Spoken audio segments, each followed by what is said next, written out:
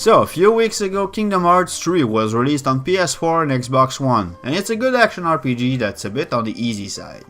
But there are people wondering, should I buy that, or should I buy it to little Susie who loved Frozen a while back? And short answer, if you or she love Disney movies, love the idea of bashing monsters with a giant key with attacks that fill up the entire screen, and you love what you see while you listen to me chat about it, short answer would be yes. But if you're new, don't play it for the story. Without getting into too much details, in Kingdom Hearts you stroll around from one classic Disney world to the next, helping out characters like Aladdin, Mulan or Cinderella save their world from an outside menace. And it's this outside factor that gives complexity and charm to the Kingdom Hearts universe, that often talks about darkness and hearts and friends and darkness inside darkness. Seriously, if you do a drinking game with these words, you will die even if it's milk you're drinking. And Square Enix sure had fun stretching out the definition of the number 3 with this title.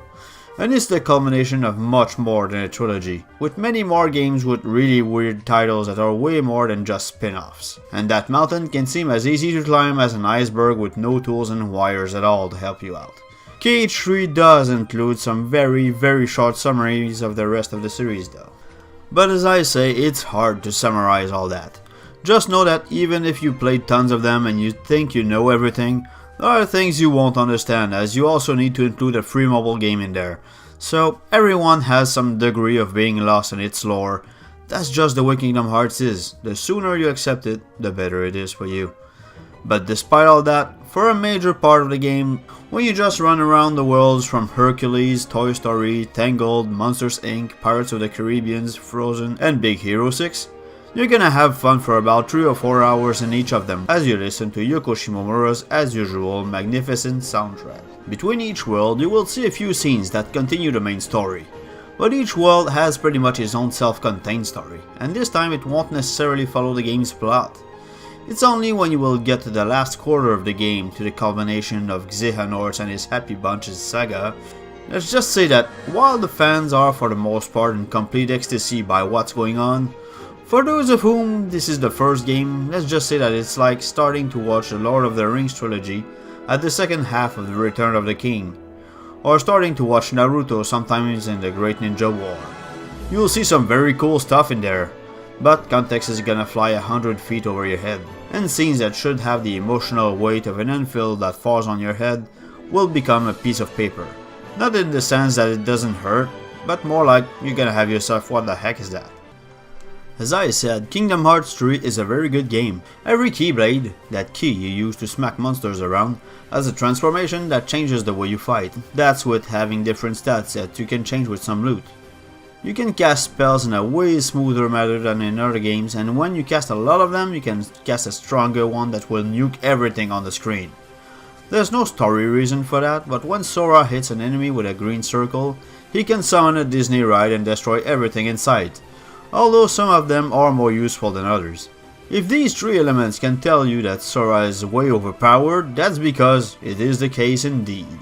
And except for normal magic, none of these great attacks cost anything, just press triangle when it appears and it's activated. Of course, you learn skills in magic at a pretty regular pace, and that's before you add in other characters that help you out in various worlds like Sully, Buzz Lightyear or Jack Sparrow, and the other Disney characters you can summon to help you out like Simba, Ariel or Wreck-It Ralph. To kinda try to counterbalance all of these powerful attacks, there are more monsters in the fights, but in general it will only delay your unavoidable victory. So yeah, I say the game is easy, but it's also very fun to play. Even if I destroy everything with all those crazy attacks, I had that dumb smile glued on my face all along. I finished the game on normal mode and I never died once. And when I played off Proud mode had little difference. Add to that little side activities like finding Mickey Mouse emblems or cooking with Remy from Ratatouille for more variety in here.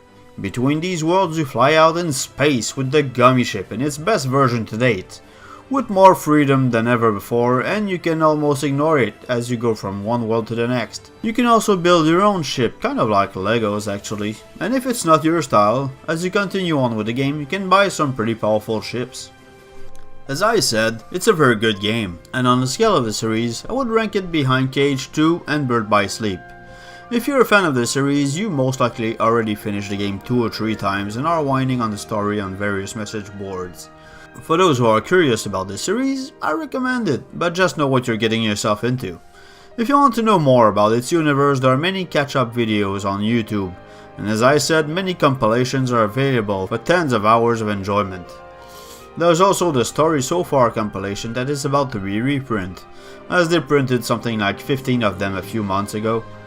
And given Square Enix's announcement lately, I would not be surprised if an enhanced Switch version would be released next year, but that's just me. On that, yes, I'll start doing some smaller videos like that once in a while on more recent games as I'm working on other videos when I have time for it. Subscribe to see what next, and I'll see you guys next time.